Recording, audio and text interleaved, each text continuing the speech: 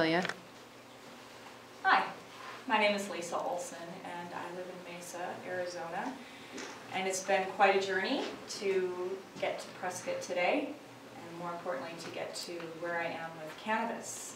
Never thought in a million years I would be talking about cannabis, very taboo subject, especially for somebody like me. My journey, looking back at the person who I was, say, in high school, graduated in 1986, now I'm dating myself, but graduated like in the Hall of Fame in everybody's yearbook. I was voted most glee, and the translation of that, if you don't know, would be like scholarly, happy without outside influences, that never smoked, never drank, and graduated at the top of my class. So I was very judgmental about anybody who would use anything, and I was a tattletale.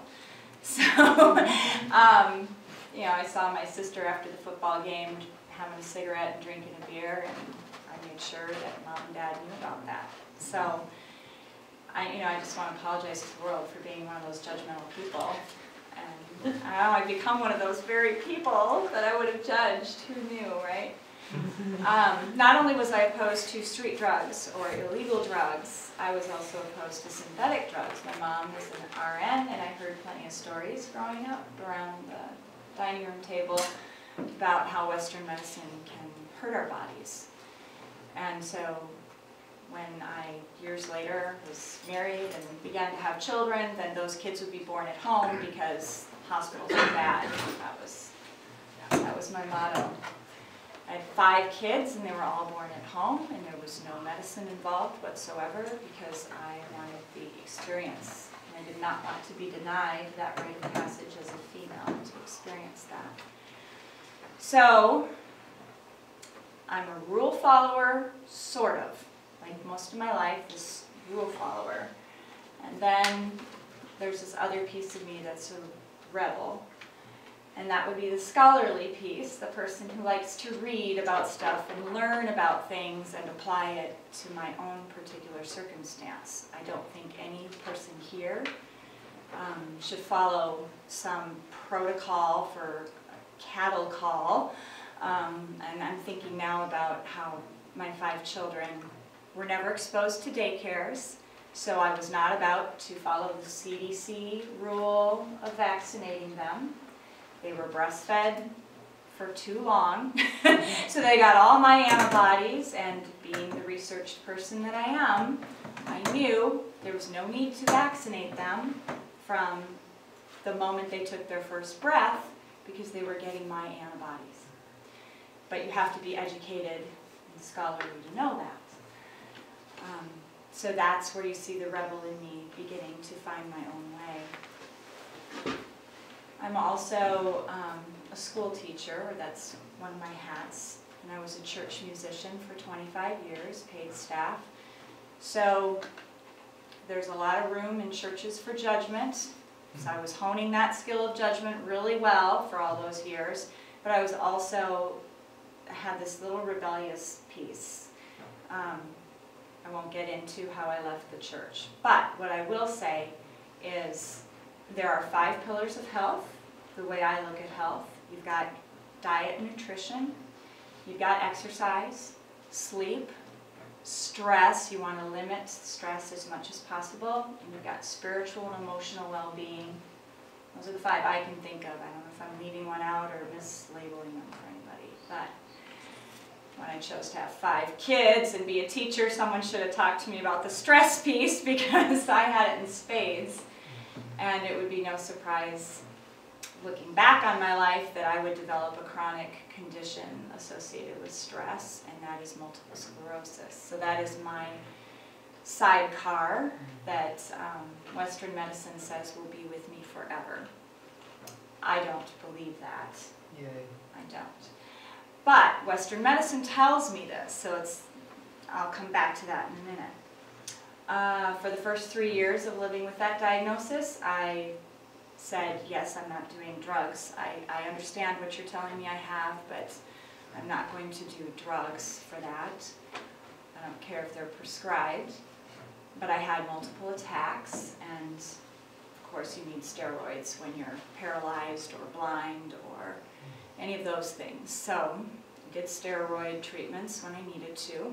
And after 3 years of that, my Mayo Clinic doctor suggested that I join a drug study, which I did.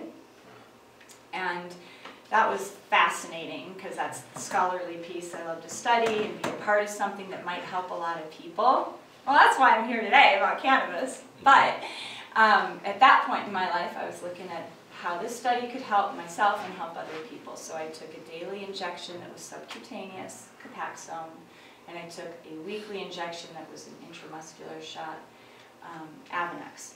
And we weren't, as a blind study, you're not supposed to know what you're taking. Everybody had something. That was the good news with this study. But you were either on Copaxone, Avonex, or both.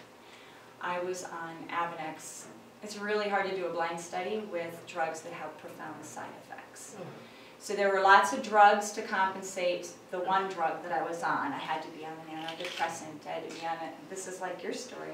I had to be on a sleep med.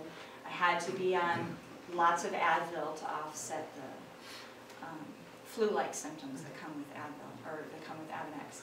So 6.5 years later, trial ends, it's over, and I just go off everything. Yeah, I had to gradually go off the antidepressant because otherwise suicide could be a possible side effect. Yeah, so I had to carefully go off of that. But was off of everything, felt great, and was like, yeah, MS, I don't have MS.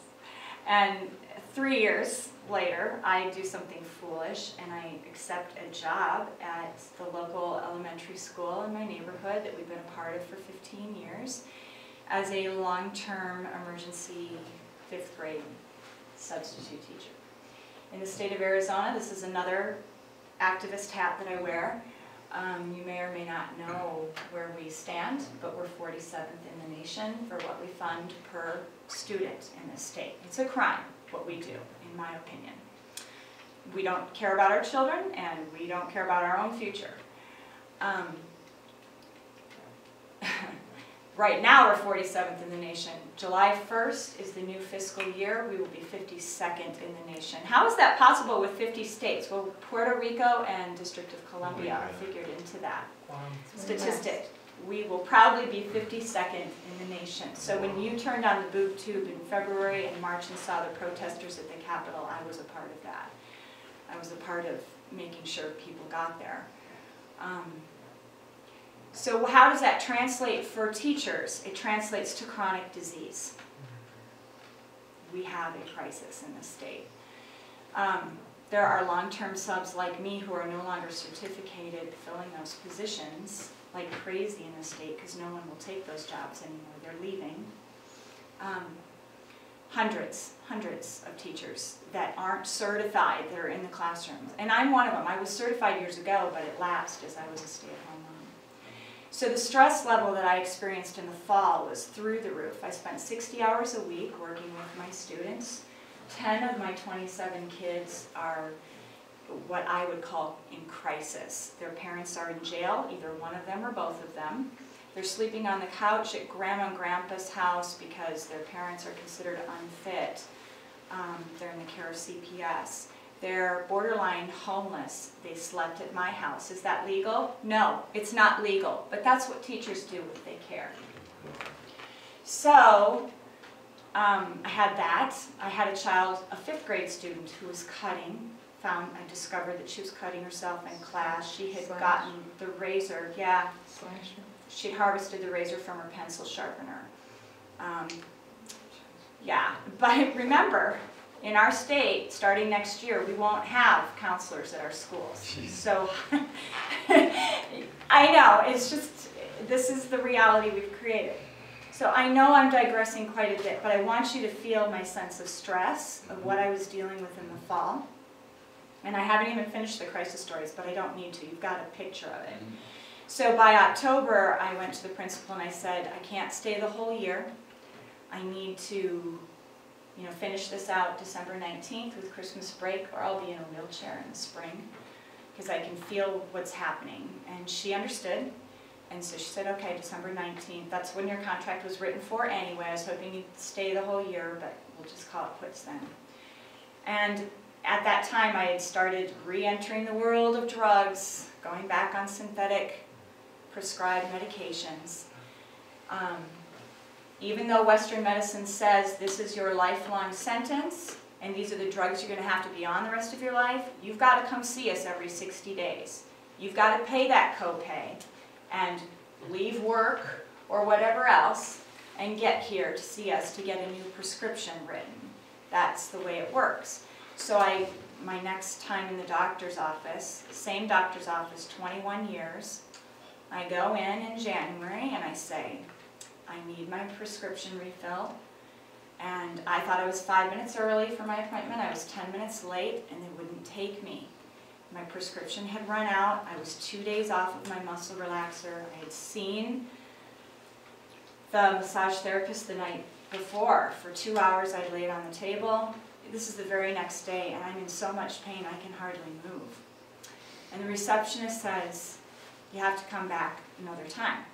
You got to reschedule. And I look at her and I can barely speak at this point because I'm so upset. And I said to her, okay, I've never been late for an appointment that I can remember in 21 years. There's 7 people from my family that see you. She said, why are you here? I said, I can't get this prescription refilled without being here. And she said, well, you can come back next week. I said, today's Thursday. Can you get me in tomorrow? No, next week's the close, next Wednesday. And I was like, I couldn't believe I said this. I looked right at her and I said, well, I'm fucked. And I turned around and I walked out and I lost it. Okay, terrible thing to say, I know it. But when you're in pain and when you're suffering, that's appropriate. The whole world looks different. And maybe some people are stronger than me. And they wouldn't have said that, but that's where I was at. So I called a friend. I didn't know that I knew cannabis was my only option at this point if I was going to get help. And I knew we had medicinal marijuana here in Arizona. I didn't know the foggiest idea how to get it. And I was just, my husband is a safety director for a big company. And he's drug tested all the time. And I knew what his opinions were, so I needed to just do this on my own. So I reached out to a friend who had promised me years ago. He said, if you ever need anything, ever, call me. So I got a hold of him, and he's got connections everywhere, and he connected me with somebody here, and the next thing I knew, it was the very next day, 24 hours later, $300 later, I am walking out with my prescribed medicinal gummy bears. And they're gluten-free, which I haven't even gone into my nutritional journey, which is a whole other thing, but I'm gluten-free because I need to be. And the gummy bears, my story is within 20 minutes of eating one, I felt a difference. It wasn't all gone by any means, but I felt better, and better was better. So that's my story. I have since tried other things, brownies and now a pipe, and I'm on a journey to figure out the best way for me to deal with it. The muscle relaxers I'm still weaning off of because that's a process, you don't just cold turkey that. But my eyes are opened, and once they've been opened, they will not close again. So thanks for hearing my story and for understanding that people need access to something that is made in nature and has no, for me, there's been no downside.